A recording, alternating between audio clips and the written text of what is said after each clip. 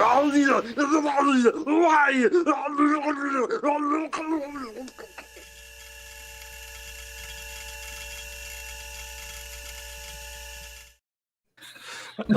there. Mac-Yak episode 181, where I planted a little Easter egg into the intro that I didn't tell the guys about. Oh. No wonder you were fidgeting the whole time. You were just like, oh, Lord. So welcome, everyone. My name is Bruce. I'm here with Mike, Steve, GT, Dana, and, well, sort of Jay. Jay is sort of here. Basically, what happened is he got the super glue mixed up with the toothpaste, and he has glued his mouth shut. So he can be active in the chat. He just can't really be on the show at the moment. So, but he is definitely here with us, sort of in spirit. Nothing of value was lost. No. Well, that's a terrible thing to say. I would never say that. I'm saying that because he can't speak. That's the you can say hi, though, right, Jay? I heard you talking earlier. Yeah. He just stays muted. So anyhow, I just thought I would just mention something. We have been away for a few weeks, and for that, we apologise to you all, to all of the people who really missed us while we were away. We had a couple of us sort of saying, look, you know what, this whole Mac-Yak thing is getting a little bit difficult, coming up with topics every, all the time. We've been doing it now for 181 episodes, and coming up with new things to talk about Apple has been a bit of a challenge. So we all got together and we had ourselves a little meeting and said, what are we going to do? Just gave us an extra 10 episodes, by the way. Yeah, it's how 191. Did I? Yeah. No, I said 181. 180. That's just how I say. That's how I say 181. This has happened to me before when I said this is a Mac Plus from 1986, and everyone came in and said, no, it's 1986, not 96. And I'm like, that's just how I say it. Okay, 181. Well, speak American then. 181. There you go. So anyhow, we got together, we had a meeting, we had a chat, said, look, what are we going to do? How are we going to make this work? And we said, well, not we, Mike specifically said, we need to bring it back to what it was, just a group of guys just chatting, talking about stuff. And so we thought, okay, well, that's what we're going to do. We've pushed it back to 9 p.m. So specifically so that Dana can join us, because Dana's work hours mean that he can only join us, like a half an hour Bruce, into the show. Can I stop you for just a second? Can you only 1 second? Can you no, we're not. No, we already talked about that in the chat. We're not doing that, Greg. So anyhow, we did have all of these very lengthy meetings and discussions and stuff in the chat, none of which Grudy read. And so a few minutes ago, he was like, "Are you guys live now?" Which is so. So he may or may not join us if he can figure out how to get on. We kicked Grudy off. I think the only time that he actually ever reads the chat is actually on Thursdays on Mac-Yak Day, and it's only like right before the show, before he says, "Hey, I got in an accident. I can't be there." And so anyhow, at the end of that meeting, we basically decided let's bring it right back to just a group of guys chatting about stuff. We are still going to have general, broader topics to talk about. Where we're going to be less concerned about trying to keep the thing all sort of tight and everything. So it could turn out to be a bit of fun. It could turn out to be a total cluster fridge magnet. So anyhow, so that's as well. Yes, he speaks. It could be a lot of fun. So anyhow, one of the things that I do propose to change in the intro is I am no longer going to go around and ask each person if they've been doing anything interesting in the time off. I am instead going to say, has anyone been doing anything interesting in their time off? Show of hands. Okay, Steve, you get to go. I've been messing around with the new Blue SCSI version 2. So I've been testing that with all sorts of weird things like Macs and Next Cubes and Next Stations and Power Macs and all that stuff. Yes, the IBM is next on the list. So been messing around with that. So hopefully there'll be a video review out sometime in the next week. Yes, well, it's just worth mentioning. This is the new Blue SCSI version 2, which makes use of a Raspberry Pi RP2040 chip on there. The Pico. This is the Raspberry Pi Pico board. So it is. Yeah. Now this is very distinctly green, and it's been getting lost in my my green screen here. You can see. It's like, you can see the background through it. So, the interesting thing about this is it is a lot faster. It's apparently adopted some of the Zulu SCSI code, which I believe is open source. I hope for everyone's legal, stuff that it's open source. And so this one is now a faster version of the Blue SCSI. Now, upside is it is faster. Downside is it is bigger. And downside, it has a lot more surface mount components. So this will not be getting sold as the kind of full-on do-it-yourself kit as it was in the past. You will be able to buy it as a kit, and it will have some of these things to solder on, like the jumpers and the headers and the Pico itself, and the DB25 connector. But all of this stuff will be pre-assembled. So it is a little bit of a different product in that regard, but it does so much more. It does do a lot more, and of course, it is going to do even more as time goes on. It's my understanding they'll be trying to make use of everything that the Raspberry Pi chip has to offer. But one of the really cool things about this, that you have now is, you do have the ability to drop a file just onto the SD card and then use a utility to then bring that file across, into the vintage Mac environment on the fly. So clever stuff. As I've said many times, it's a great time to be into vintage computers because these sorts of things are getting made. You've got Zulu SCSI and you've got Blue SCSI, and they are working very hard to better each other, and we benefit. We as consumers benefit from all of their hard work. So, So can I ask you a question? You sure can. So can us poor people that don't have any money still buy the original Blue SCSI? Absolutely. And Okay. and it's a really important thing to remember because I think everyone just goes, oh, newer, faster, better, I want it. But we have to remember that if you're going to be plonking something like this into a Macintosh SE or or something like that, or sort of an LC, some of the older, sort of 030 Macs, you're not going to be getting a lot of the benefit that this speed gives you. And so things like the Blue SCSI, which of course the appeal is that you can build it yourself still, with through-hole soldering, and it is obviously significantly smaller as well. I can definitely see there being, definitely still a market for the Blue SCSI. I know certainly from my perspective, I will still be pumping out Blue SCSI older ones for myself because I have lots of computers that can benefit from those, and I don't really care if I'm getting absolute top speed out of these things. I mean, the freaking beige Macs, why should I? Yeah, and if you're using it on like a Plus or an LC, it's not gonna make a difference anyway. So No, that's right. plenty of uses for those. If you're on one of those, those later Macs that had the really fast sort of synchronous SCSI bus, things like the 7600, 7500, 7300, all those ones. Sorry, there's something comical going in the background here. Then yes, the faster Blue SCSI is definitely going to be advantageous. Now. Did anyone else do anything interesting in the time off? Nope. I put my pants on. Oh, that's pretty darn interesting. Yeah. I will just say very quickly that I released a video just a little while ago, which is a review for a digital microscope. So if anyone's interested in a digital microscope for their workshop or for anything else for that matter, I have to admit this digital microscope does quite a lot more than, say, the microscope that I use. The microscope I use is very purpose specific and very good at that.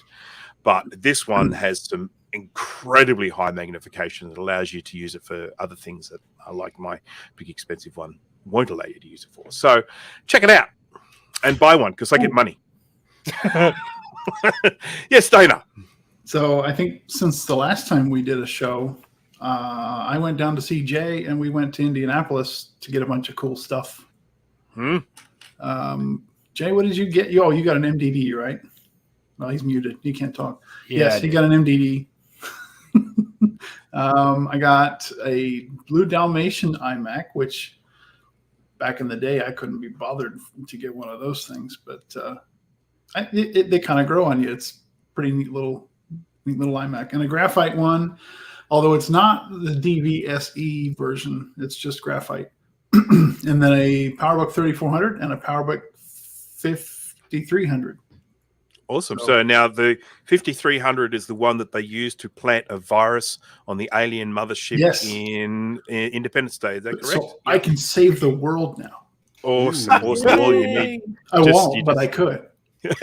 There's a deleted scene in that movie apparently that like explains like the software interface or whatever. And of course, with that scene removed, everyone's like, I couldn't. But it's Independence Day. Come on. Yeah. Well, that's right. Yes. I mean, you do have to kind of not look too deeply into it. Yeah, as my wife says when we're watching movies, it's in the script. Yeah, right. Whenever I ask a question of why are they doing that, Yeah. it's like, oh, it's in the script. Because it's in the I am script. never watching a movie with you, GT. I am never watching a movie with you. But I mean, look, the miracle upon miracles. It's so Jay got an MDD with a still functional power supply, which of course is pretty hard to come by these days. I've got and the SCSI card. that was pretty good too. But yeah, I've got 3 MDDs and they've all got crappy power supplies. Actually, no, I think one of them some still kind of works. graphics card that shouldn't be in there. Okay. Oh yeah, the old ATI.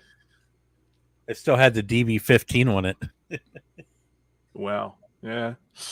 So that's a good little one. Where will we see any information about this road trip, Dana? Have you posted this anywhere, or photos, or anywhere where people can see? I just kind of came home and put them. It was a Sunday, so I put them in the storage room, and then I've been working all week, so. But we did test we tested all 4 of them. I don't know if Jay tested the MDD while we were there, but because it was back in the guy's office or whatever. Everything else that he knew I was interested in, he brought out to the kitchen. And we tested it there, so everything worked fine. Seemed to be what. Was this a Facebook Marketplace or? No, he posted on one of I think it was Vintage Apple Macintosh Enthusiasts.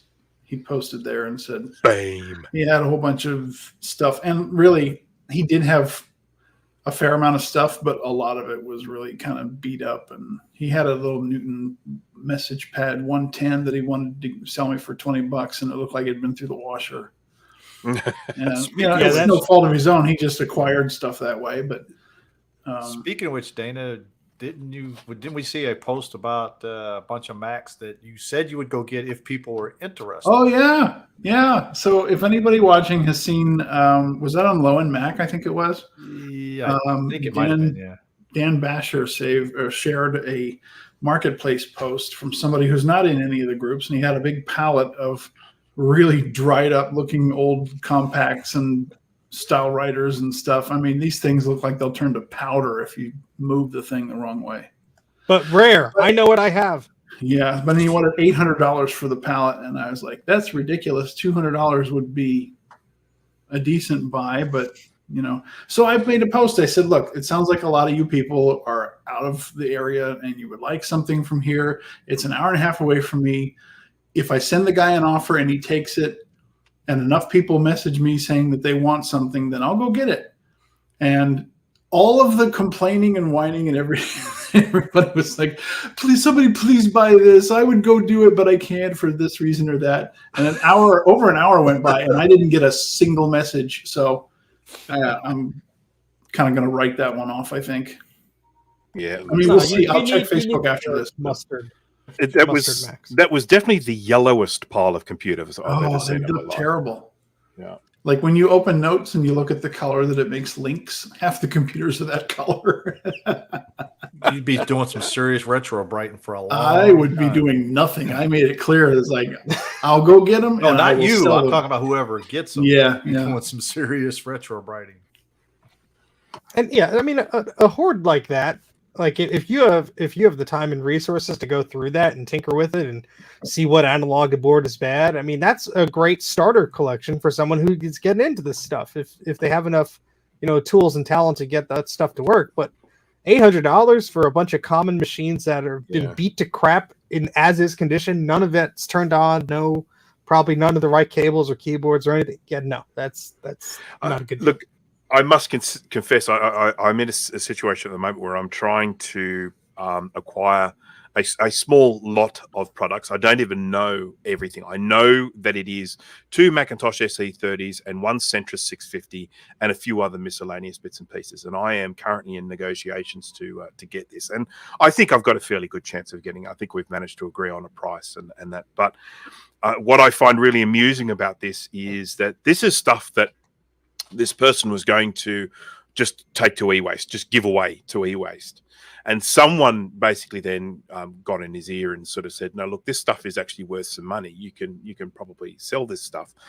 And of course, now you're in this situation where you're saying to this person, okay, will you take this much? Oh, no, I want this much. And you sort of think, you didn't want anything. I will come to your house and take it so you don't have to take it anywhere. Anytime you're feeling bad about how much money I give you, just remember you are going to give it all away. So, I mean, that I do find a little bit on the frustrating side. And exactly. And I think that's like Dana's situation. Like, hey, $200. If you don't want it, it's going to sit there for a while. Because he said it has to go. And I'm like, well, you can take $200 or you can just, because I didn't really want any of it originally. And I just now checked my messenger on Facebook and I have no new messages. And there's not even any more comments on the thread. So you know what you do with a guy like that, though, is you sit there, you offer him 200 and he declines it. You wait about a month, and if it's still there, you say, okay, now I'm off you 150. That 200 is looking pretty good right now, isn't it? But, I mean, he doesn't even provide a proper inventory of it, though, does he? No, because you can only see like the front of the skid. So you can take a picture of the other side. So I don't know. I mean, the other side could just be rows of perfectly mint SE30s. You know what I mean? I mean, I doubt it. I just sort of feel like when you put a price forward of whatever the price is, I mean, unless it's, I don't know, something silly like $50, and you go, okay, who gives us stuff what's on the other side because it's $50? But if you say $800, it's like, I want to know what's in this lot, because I have to try and justify that is actually worth $800. Now, the intersection between I'm putting out a crazy ass price and I'm actually going to take good photos of this stuff is very rare, because these people just, I see Apple logos, I see dollar signs, all of it's probably broken, mustard yellow, cracked, no cables, beat to hell, there's cockroaches living inside, but I know what I have, and I'm gonna just bleh and post it. And of course no one's gonna get that at that price. That's absolutely ridiculous. Steve, but why are you then you have everything in your basement? No. But the thing is, going back to the person who was like, oh, I'm gonna get rid of this stuff or whatever. It's like I've gotten rid of TVs and stuff that are just they work or they're older. I know it's clicking and buzzing. Sorry, I'll try and shut up soon. It's old or whatever, and I just don't want anything for it. Just come to my house and grab it, and it's gone. I don't want it. It just bleh, But I think some people what I'm going to do now to make you feel a little bit better, Steve, is I'm going to do this as I'm talking. All right, I'll switch to the crappy microphone. Hey, to be honest with you, it's still better than when our mics start going crazy. Oh, that real crackle. Robot. Yeah. So there was because we had this meeting where we got together and we chatted about stuff, and of course when we get together and we have a meeting, it's like this but just a lot more swearing. We sort of Jay dug up, what is it? Was it the very first episode of Mac? Yeah, and sent it out to us to have a look at. And I have to admit, I had a look, and it was a good chuckle. So the first 8 minutes was echo, then the next 3 minutes was no audio, and then the next 3 minutes was no video, and then I think eventually it came good. But I tell you, that first 10 to 15 minutes was just absolute live streaming gold. Okay, YouTube gold. Let me explain, since I was the one actually doing the actual broadcasting then, because we were using OBS and we were using FaceTime. and it was a nightmare to stream FaceTime because I had to actually use a second monitor on my iMac to actually show the FaceTime so I could actually see the broadcast software on another monitor. And for some reason, I could not get that echo off until I think I had to change about 20 or 30 settings before I finally figured it out. And then we had no audio for a while. And then we finally figured it out. I was like, okay, that's what I was doing. So, but it was like, I think, what was it? The first probably 10 or 15 episodes, it was like an audio challenge every episode for the. Yeah. So Bruce, you need to watch some more episodes there. The first. No, I 20 or really so, don't. 'cause- No. It was Yeah, always some kind of a challenge: audio Yes. challenge, video challenge, computer challenge.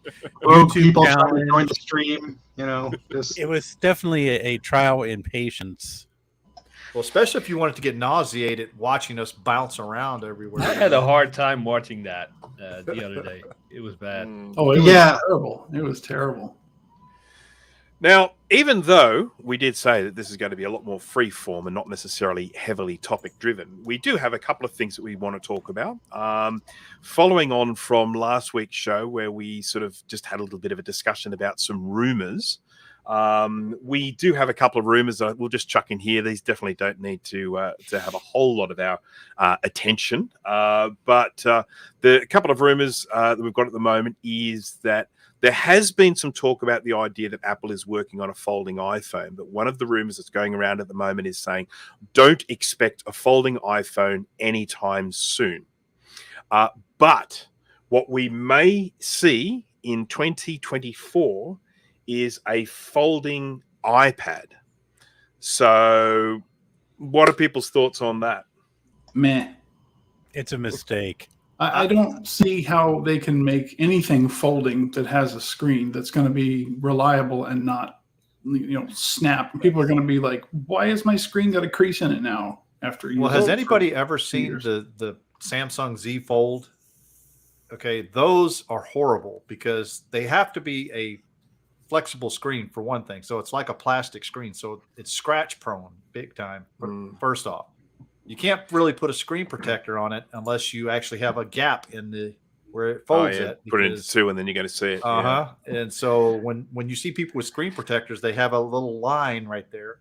Yeah. And then the third thing is it's like Dane was saying, it does make a crease right there. So you can actually, to me, for my purposes, it would bug me seeing that crease all the time because it'd be an eye magnet right there to the middle of the screen. Well, I remember when the very first folding phone came out, and the very first thing Samsung did was they sent it out to a few reviewers and stuff like that, and it was a very, very clear example of them sort of releasing something a little too soon. Because one of the first things that happened was there was like a coating on top of some sort of lamination on the top, and a lot of the people who received them mistook that for a screen protector or just a covering for just protected in transit, that sort of thing. So everyone started trying to peel this thing off and effectively ended up destroying the screens in the process. And that actually I thought was hilarious. I freaking love that. That was a great story.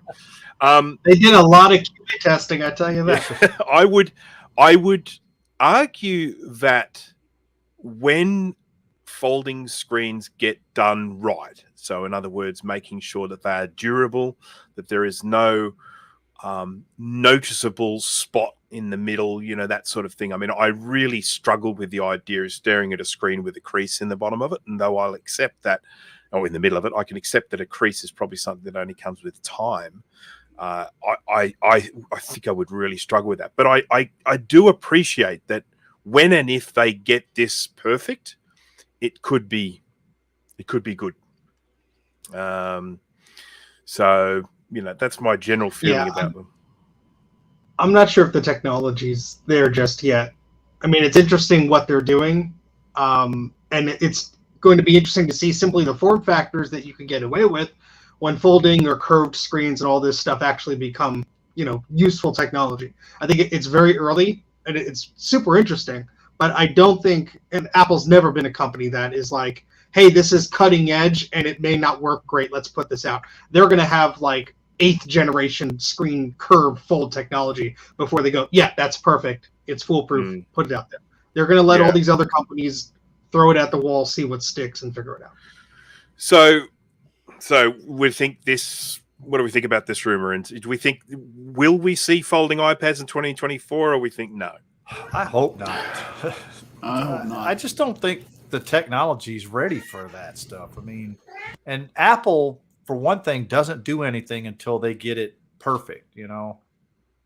And to be honest with you, Samsung hasn't gotten it perfect, so I just don't see it. Yeah. Yep. What about anyone else have any thoughts on this before I move on to the next rumor? I mean, wait and see, I guess. That you can't say that to a rumor. What a cop out! I mean, if they do, I can't say I'd be enthused about buying it, but I mean, It's who like knows? predicting something and saying it's going to happen sooner or later.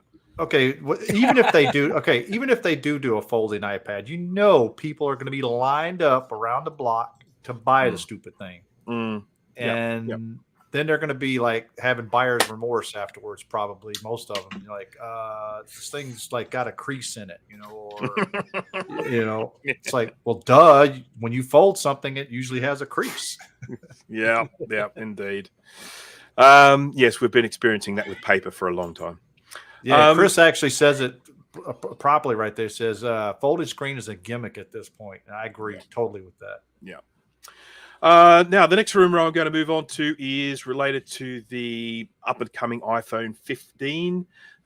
Quite a few different things that have been said about this. One of them does really interest me. So, it's essentially, when we talk about what can we potentially expect with the iPhone 15, well, we won't be at all surprised if we see this with USB-C.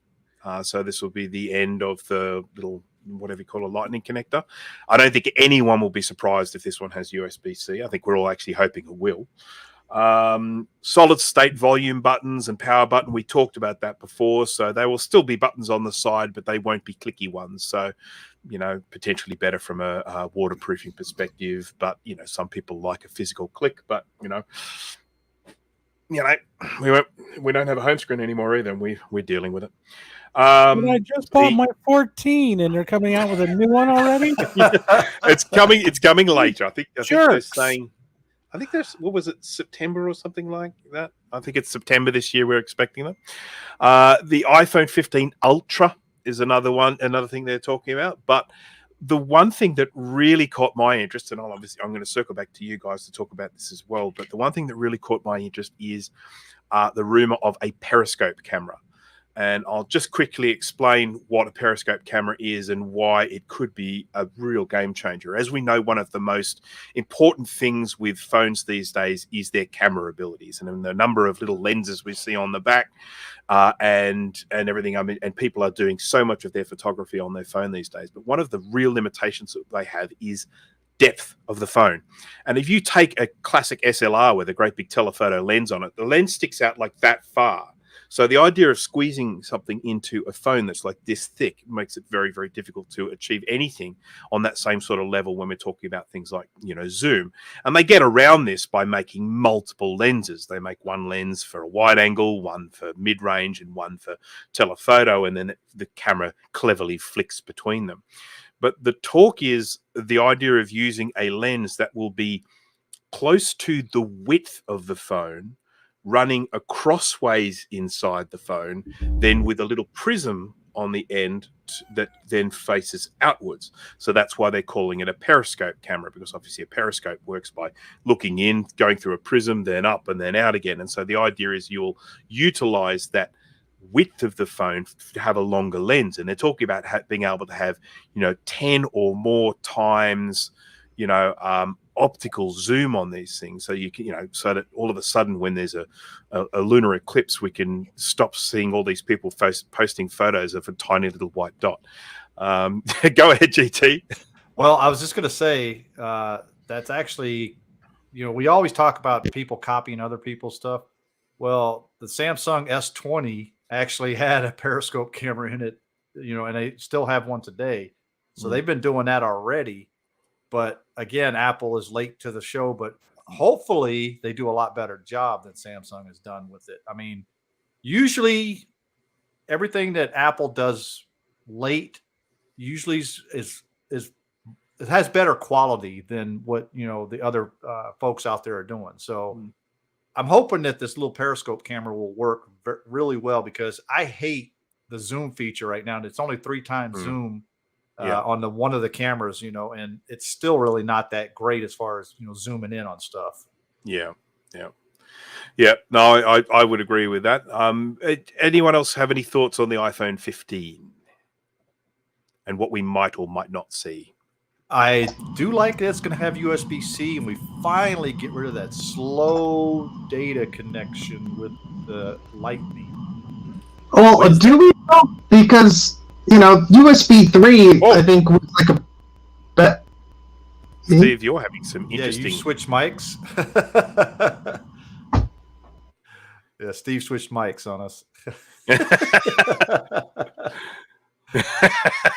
But yeah, I like that it's going to be USB-C, because my iPad that I have now is USB-C. Now, to be honest with you, I can't figure out why the new iPad, the 10th gen, or whatever they call it, 10th gen, still has the old Apple Pencil, the first gen Apple Pencil, which still has a Lightning connector on it, and they had to put a little adapter to make it for USB-C, because that iPad has USB-C, and you have to use that to basically pair it with the iPad. Yeah.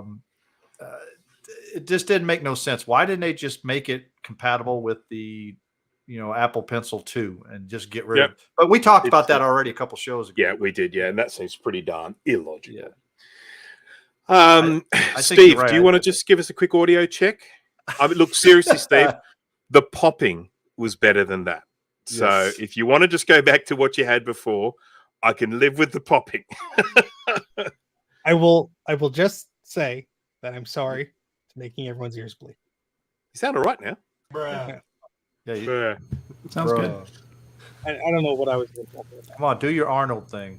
USB. That sounded great. Yeah. What Make sure you was I clip talking that, about? Bruce, to put it in the intro. Now, there is something that we really do need to talk about, because we have been away for such a long time, and that is the Power PC Challenge. We have this annual Power PC Challenge where we get people to try and use a Power PC as much as possible for their daily tasks. And we announced it, and we've had plenty of people who have been participating, and they've been posting about it in the Tinker Different forum. I might even bring that up on screen, actually, so we can see what some of the other folks have actually said about it. How did everyone else go? None. This year was like so promising for, I think, most of us, and then all of a sudden it just went to. Yeah, I think that's exactly what happened. I wanted to do a lot on it. I had my MacBook or my PowerBook G4 already, but just it's sitting over there. But I just never opened it up the whole month of January.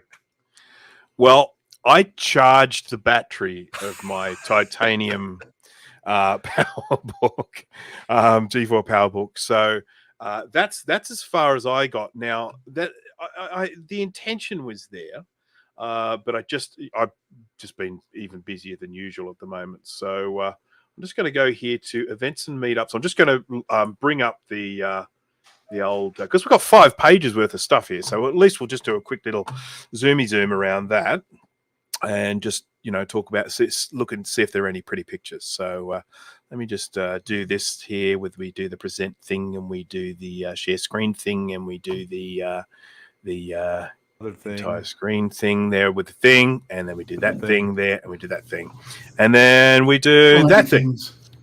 Okay, so here's our announcement for the 2023 Power PC Challenge, and we've got a few people here that have been talking about obviously browsers they're using. There's like Arctic Fox, Arctic. Because obviously 10.4 Fox is something that we used to all go for in the olden days, but that's not It's like a browser, but it's the Arctic. What else? We got people that have been talking about this message bridge software that enables you to use your Apple messages using a modern computer as a bridge, with then sort of setting up an API on it. that then your older computer can then access your Apple Messages. I never got it to work, not even freaking close to it. I tried and it didn't work. So for starters, the one you need to put on your modern Mac won't work on Mojave, so I couldn't run it on my Mac Pro here. Did try it on one of my laptops running Monterey. Couldn't get it to freaking work. I'm just going to zoom down here and see if we've got any scrolling banner up. I think we're done with news and rumors. Yeah, rumors. probably don't need that. Yeah, cool. He's just mad that I was gonna say he was just mad it was scrolling across his face, right? I was, and then he covered me with a bigger one. And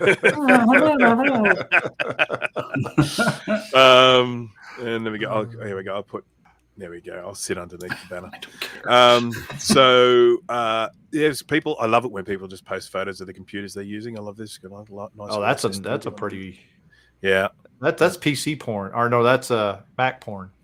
So that's scared there for a second, GT. Yeah, that's the first gen. What is it? G4 there. So yeah, nice. Yeah. So anyhow, look, jump on to Tinker Different. I'm not going to go in and look at every single page of this, but look at that beautiful little 12-inch there. Lovely. Kind of love those.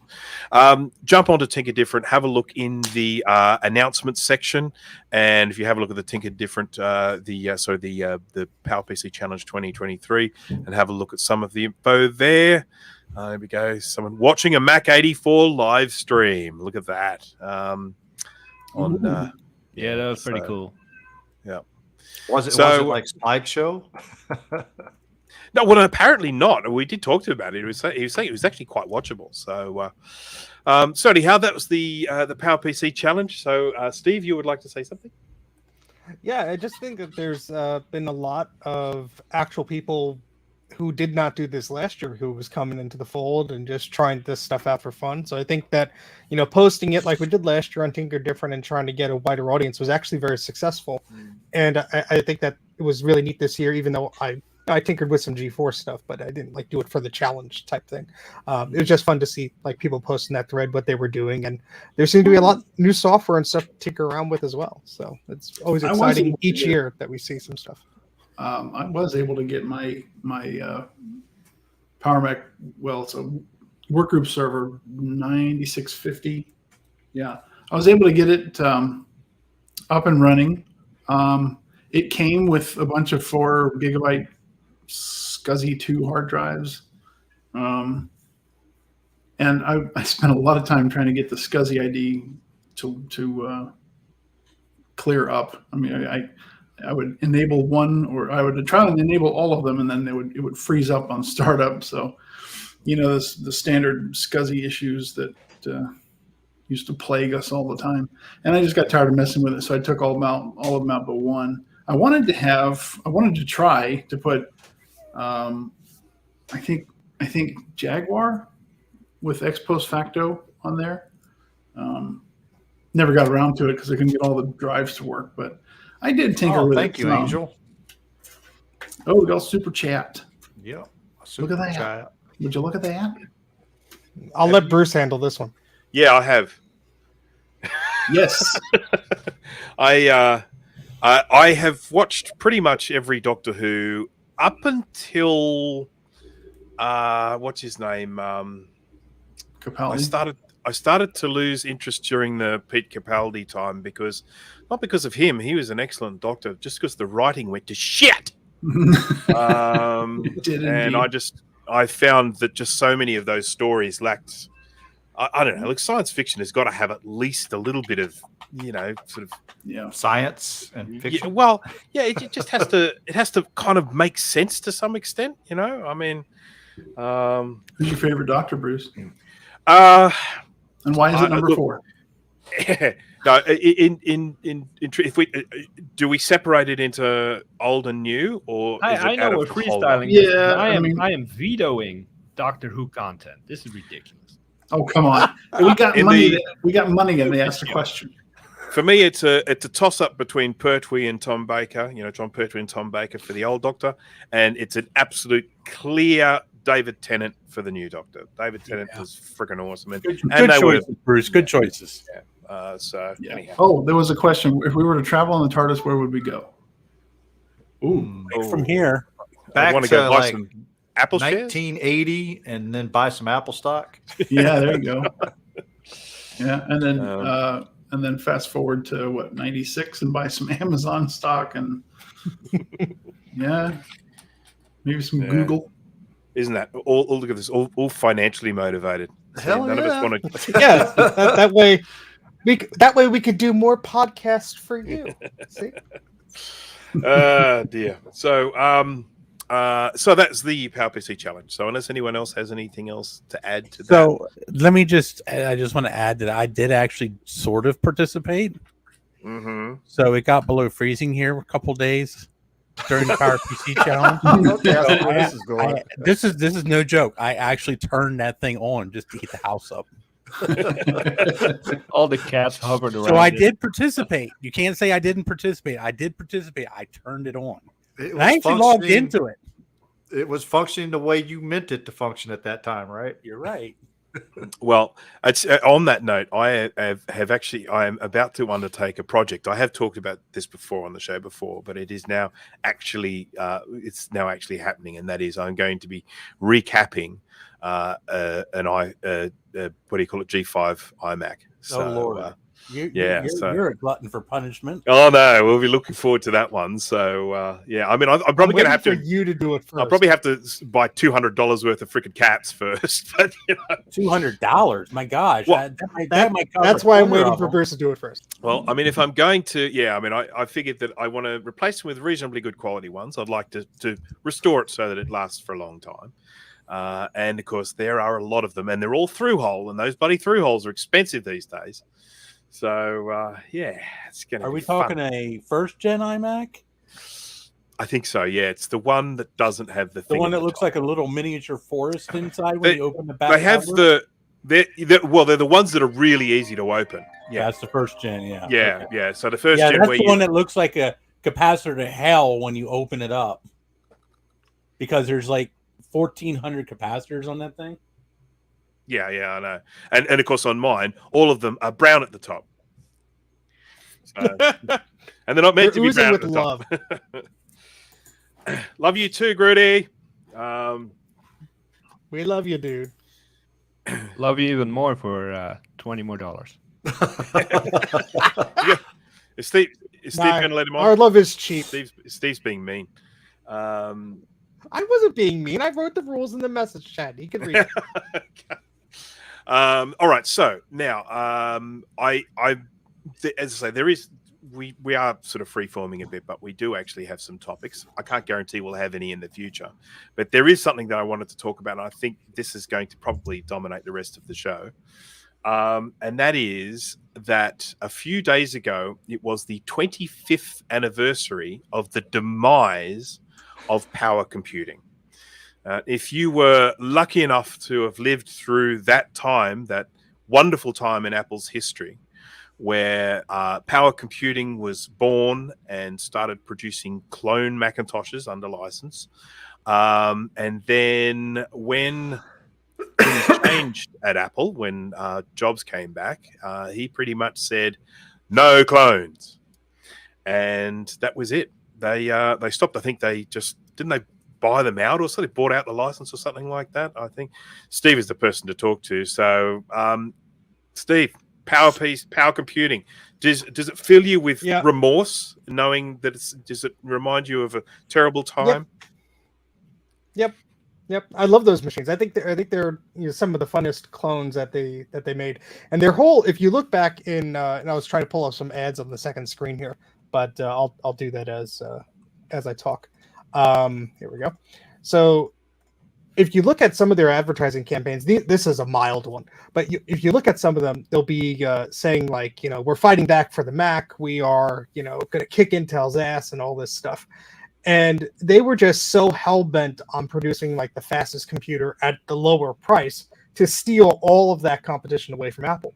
And Apple saw this and was like, "No, you're murdering us. We are not selling as many 9600s or whatever that we want, because companies like Power Computing and Super Mac and all this stuff, they were UMacs. They were making these clones that were just crazy configurations at a lower price because they wouldn't care about the design of things or the R&D or whatever. They'd be buying a board from Apple. They'd be shoving it in a beige PC case, giving you a generic keyboard from Mac Alley or whatever, putting their logo on it and going, here, you saved $1,000 and you have a top of the line processor and you could give us more money for memory and a monitor and all this stuff. So of course, when Steve Jobs came back to Apple, he's like, nope, we're going to renegotiate this contract or the program is ended. And of course, the program ended up being extinguished. Can I ask a quick question? In a way, Sure. 1 second, Jay. In a way to do that, Raise your Apple hand, actually bought them out. So it was like I think a cash plus stock type of deal. And actually, Apple supported those systems for a few years afterwards. So you actually could go to Apple's website using the Wayback Machine and find old support articles for saying, if you have a power computing system, you need this before you can run blah blah blah. Sorry, go on. What was your question, Jay? I did raise my hand. You just didn't see it. Exactly. You mentioned Mac Alley keyboards. Was that an example, or is that really what they did? No, that is a perfect example. If you take a look at the back of some of those Super Mac or Radius keyboards, the model number is actually like the Mac Alley keyboard, and all they did was just get whatever material to put a logo over the mouse button or the top left of the keyboard.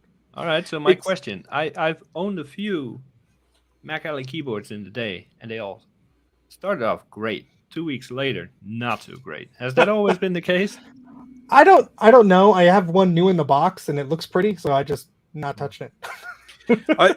I did a massive cull of equipment a long time ago, and I got rid of all of my power computing keyboards, and I think I kept one power computing mouse. Why would you say that in front of Steve? Yeah, Every time you tell this story, Bruce, my heart just is ripped into. Okay, so I worked in a design studio, pre-press studio place. So it was kind of split into two areas: the pre-press bureau and the design area. And we were always a Macintosh place, right from when I started there in 1989, when we had sort of Mac SE30s and 2CIs and stuff like that. That was we were always Mac, and when everything in the place was just always filled with Macs. Then when power computing, when the clones came out, everything in the place, every computer in the place was then a clone. And it was a really telling thing, because part of the whole clone idea was that you're going to expand your market. But ultimately what ended up happening was the existing market started buying these clone computers, and we were able to spend less and get more bang for the buck. It's an interesting thing because they were ugly computers. I mean, they really weren't particularly attractive. They were beige boxes with a logo on it. And but it was a telling thing that obviously a lot of the consumers didn't really care about that Apple design finesse, like, look how much better this looks than what our competitor is selling, that sort of stuff. But people were just like, wow, look, I can spend this amount of money, get the top of the line. Those computers had daughter cards in them, so you could upgrade them as well. So further down the track, you might have had a 604. You could actually take out that 604 PowerPC and stick in a G3 or a G4. So you've got this really old hardware with, sort of much newer CPU in it. So that, and I realized you could do that with the 7600s and that as well. But, it was a very appealing thing. And so we ended up with all of these. And then when they got new computers, they let me have all of the old ones, and I used them for a render farm, for 3D render farm. And then afterwards, particularly after I got my G5, and one G5 could render faster than my room full of power computers, I sent them all to e-waste. Sorry. Shame. Sorry.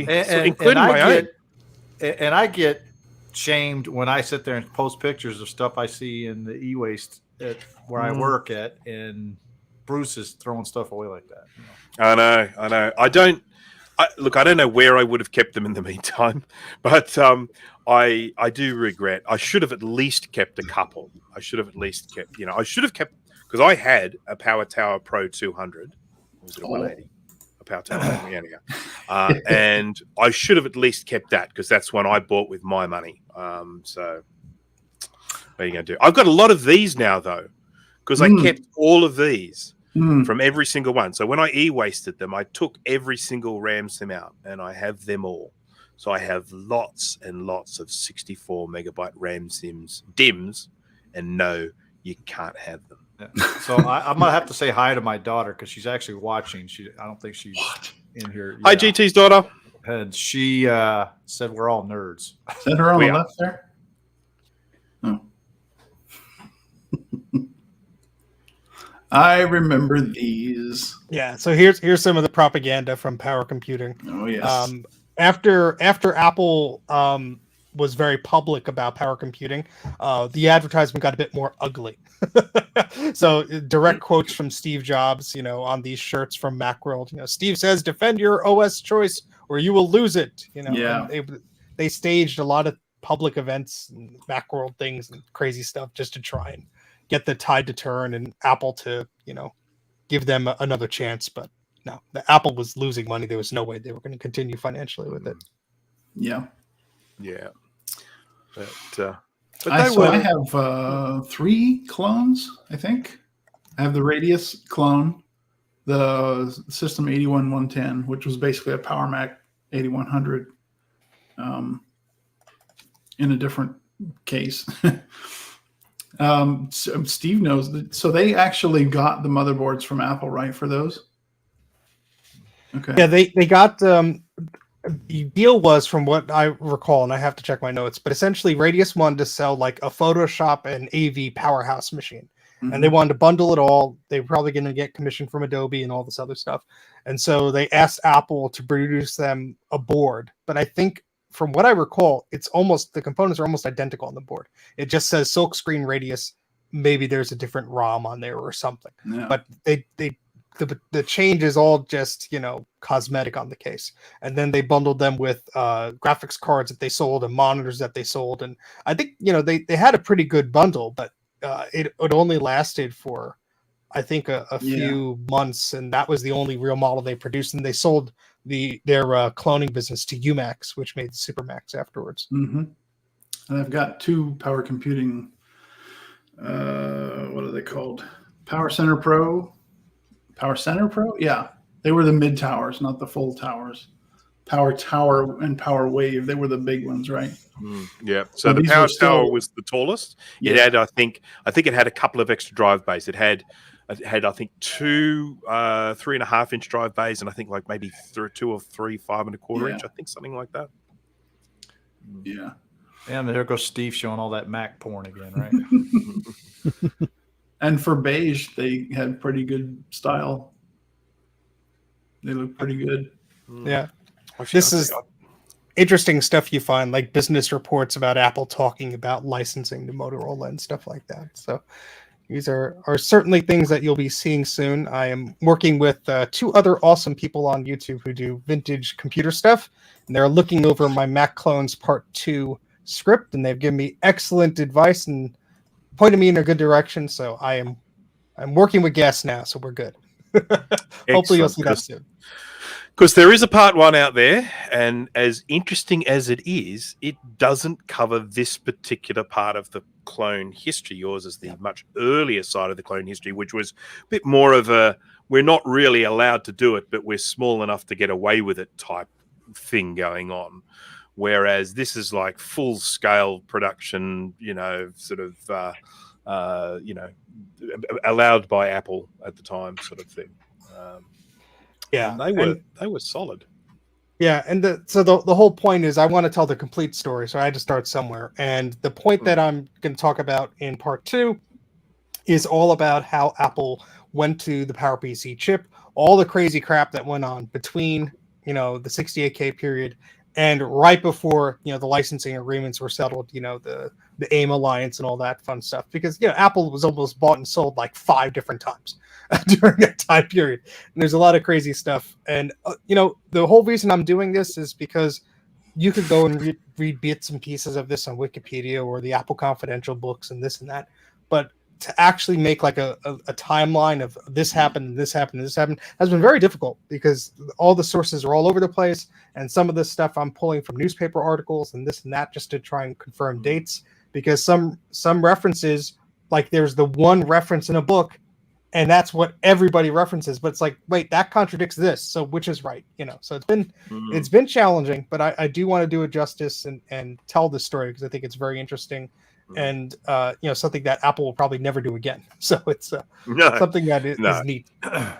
Yes, no, I mean, when you consider the way Apple is now, where they have refined their manufacturing to a point where they make serious profit on stuff that they sell, because they've been able to get the costs down so much that you just cannot ever see them allowing someone to get a piece of that pie ever again. So, yeah, I think that'll be... Especially and, of course... Apple Silicon and all that. That's right. And it's not like this is a time that Apple look back on fondly and go, oh, if we could return to the heady days of power computing again. Did power computing supply schools as well? Well, it was anybody. You could call them up and just get a PC or a Mac. They were all mail order. Because so when they people didn't have really a retail what kind presence. of Macs we had in school, I know we had Macs. I know there were some performance there, but there was also unknown hardware, and I'm thinking maybe that was it. Could be possibility, because they were probably cheaper than a Mac, and a lot of them schools, on a budget. Yeah. Yes, I have no idea about. I mean, by that stage, I was well and truly out of the education system, so I have no idea whether they. I will say, well, when I was in high school, we didn't have Macs because I graduated in '84, so not relevant. So I will say that the Mac clones were at the start at kind of a more expensive line, and then when Steve Jobs slapped their hands and power computing and UMacs were the only ones around. There were lower cost systems, not to say that there weren't lower cost ones before, but Apple said, hey, look, you can't get into this higher profit stage. You have to sell them cheaper, and that's where you can operate. And so, after Jobs came back, I think the clones were of a lower cost, whereas in the beginning, the very first machines were like the ultimate power, the ultimate expandability, what Apple is not doing, we're giving to you. And then, the lower end systems came out. So if they were in schools and stuff, that would surprise me. I think most of them were likely purchased by graphics professionals and desktop publishing needs and stuff like that, because you needed a faster chip for a lower price. And everyone who I bought a Mac clone off of and I asked them where they got it from, that was their story. It was cheaper. It worked well enough until we got the next thing. Yeah. No, that does. It makes sense. I was looking to see if I could find a photo of my old Power Tower Pro, and I know I have one somewhere, but I haven't done anything sensible, I'll find it. Like keywords or anything like that. Look at GT showing his age in the chat. Yep. Yeah, I mean, by the time I left school, I think there probably were some Macintoshes, but I don't know. I mean, 1988, I left school, so. Well, see, like I said, I graduated in May of '84, or not May, whatever. Yeah, it was May '84. May, June, somewhere around there. You graduated a year after I was born.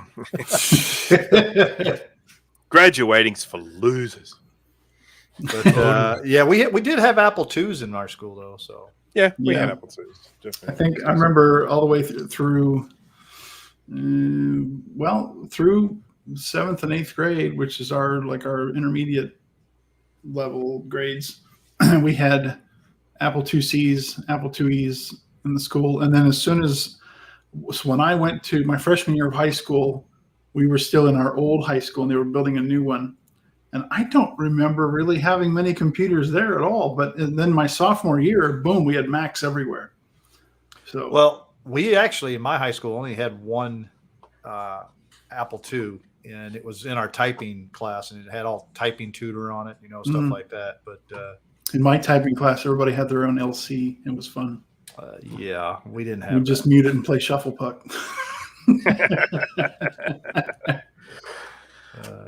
Dear. Yeah, something that's why it's interesting. It'll never happen again, and it was just a weird period of time for a company to do that. Yeah, and I'll try and find the photo of my Power Tower Pro 200 for the next show. So, We've got to do that. We've got to do that thing that we The do thing. sometimes, where we thing go. that we- Smash that like button. Yeah, that thing.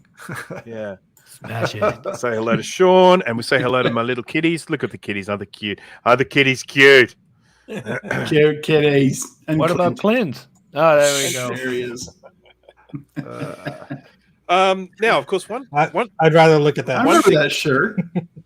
Yeah, I remember that. I didn't have one, but very cool.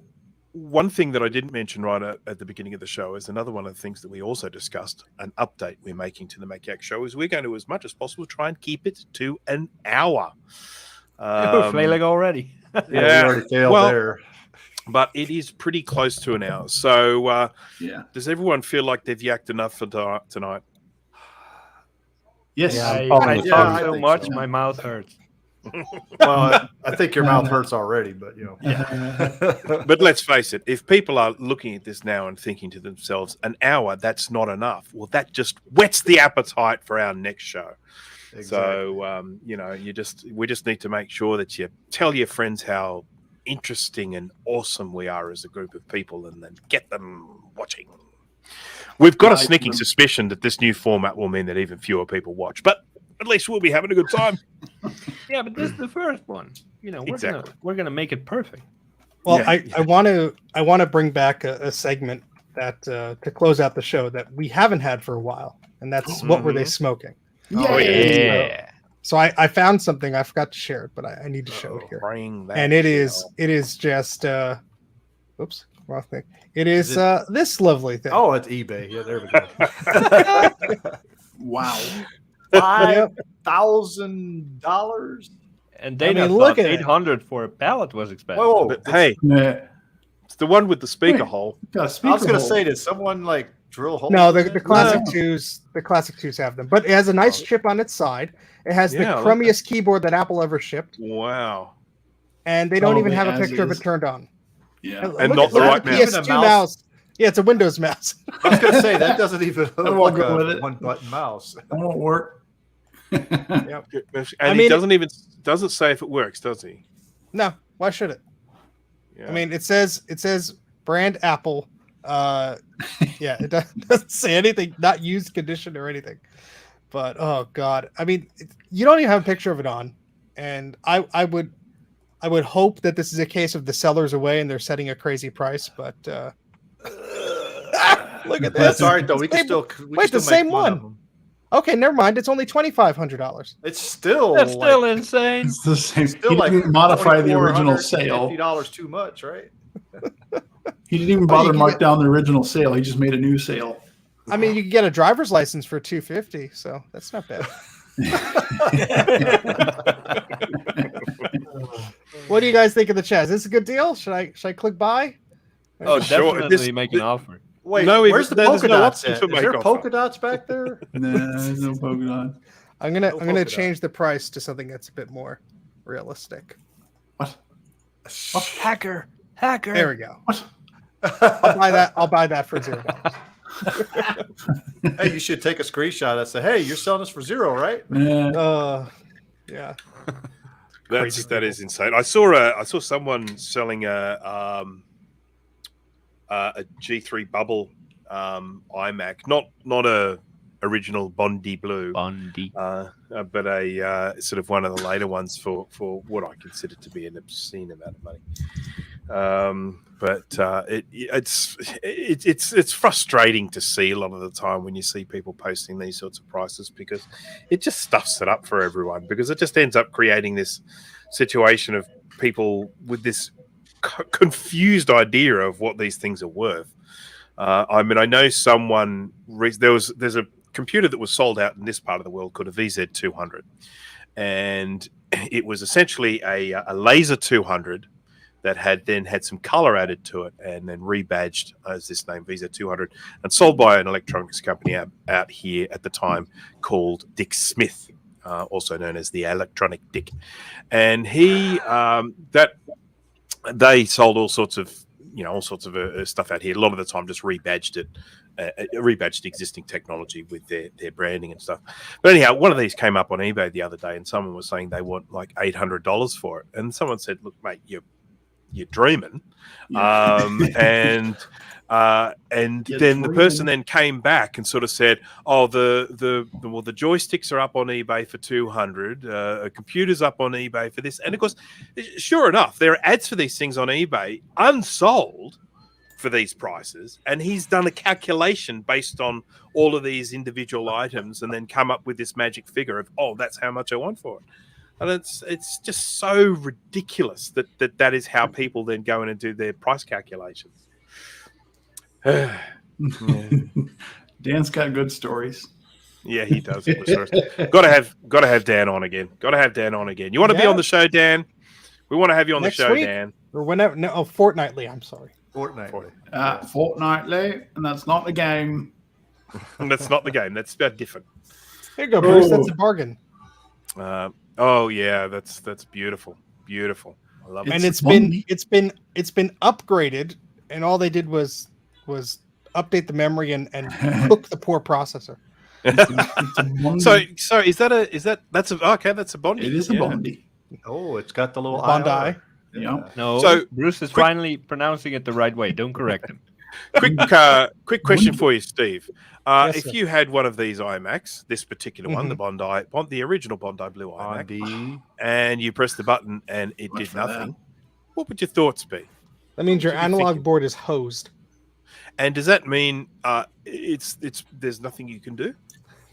So I have it from a reliable source that shortly after these were released from the factory, there were a lot of analog and power supply issues with these models, because even though this does have a fan in it, yes, it does, these things got hot. And so it's not uncommon for them to have power issues. I'm sure you could just throw a bunch of money at capacitors, Bruce. Yeah, cap Maybe ass. fix it. Capacitors? Cap ass. Cap And ass. I was trying not to, and it just slipped in. You And just I walk bought into it. I bought the cap ass. Oh, I was gonna say, is Bruce drinking some wine over there? not No, yet. but No, that was part of the meeting. He's supposed to be drunk. I it know, has a but it's mezzanine. 2:00 in the afternoon. I'm not saying that I won't ever do the show drunk. I might do it someday, but it will take some organizing because it's the middle of the day here. What's there to organize? You pop a bottle, you start drinking. Yeah, but I But have Bruce, to do it's- work after this. It would mean I have to take the afternoon off. So It's 5 o'clock somewheres. So we need enough super chats to cover Bruce for the rest of the day, so we could take the day off and get just. and I normally go out to dinner with my mother on Friday night, and I don't want to be sloshed for that. Get her drunk too. I More don't care. fun. These are all solutions, Bruce. We're giving you them on a silver platter. I don't know why you're not taking us up on it. Well, we'll have to do a weekend special or something like that. If you guys do the stream, say on a Friday night, and then that'll be Saturday for me, and then I can just get shit faced. So, no So who wants in the chat? You got to give us some sort of response here. Let us know if that's something you're interested in. Oh yeah. Would love to see Bruce drunk. Yeah, that's Drunk stream, that happens yes, all no. the time. Dear, oh dear. Jay's already talking in chat. Yes. Do a 2 a.m. stream so Bruce can drink. Yeah, that's right. It wouldn't need to be. I mean, seriously, it would probably midnight. Midnight would be doable. The Midnight Yak.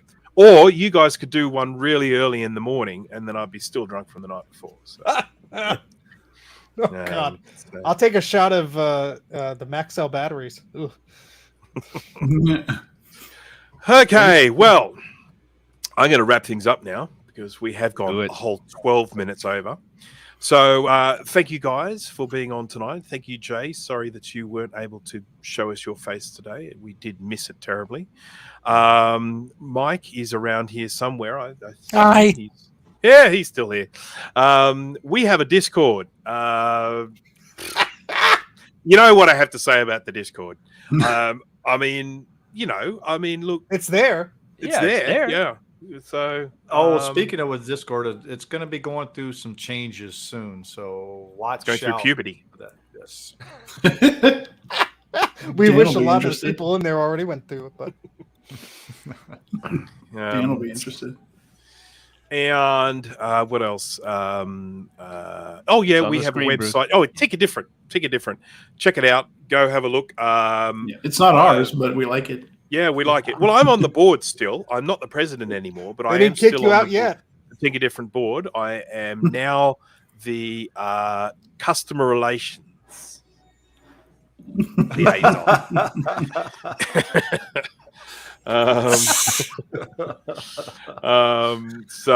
Yeah, but anyhow, Ticket Different, it's a fantastic thing. It's got like over 1,000 members now. It's got a pretty active Discord as well. Lots of people there to help you out. Good fun community, good fun people. So do check it out. And that's pretty much it for the show. So please jump into the chat, the comments or whatever. Let us know what you think of this slightly shorter show. I know it seems like very much like the other shows, but as time goes on, I think you'll see the difference. It's going to be more about us just being silly buggers rather than actually presenting what we do best. well-formed, structured show. Who It'll be made a the crawl? measurable difference. Who made the crawl say next week? Oops. We'll see you fortnightly. See you fortnightly. See you in a fortnight, everyone. Yes. So thanks, very everyone. well. Thanks for watching. Thanks for all the chat contributions. Thank you for the super chats from the people who sent them. Yes. And we will see you in a fortnight's time for the next show. So I feel smart when I say fortnight. Like Bye. bye.